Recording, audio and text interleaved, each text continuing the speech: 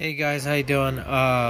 Here's a breaking news. They're saying that Hurricane Harvey is just the beginning, and there's another cyclone forming on the U.S. coast, and the U.S. coast could be hit with another natural disaster, according to the National Hurricane Center. Warns that the weather system of the southeast U.S. coast has a 90% chance of becoming a cyclone in the next 48 hours. So 90% is a big chance to happen. So there's a cyclone happening.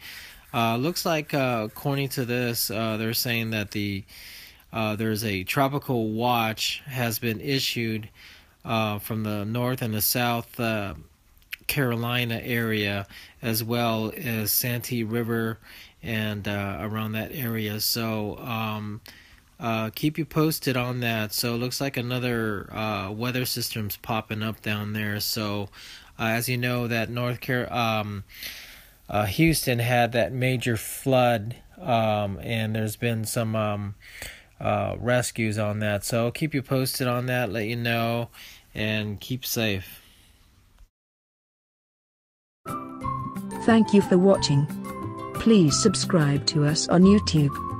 If you like, donate to us, visit home on the page PayPal.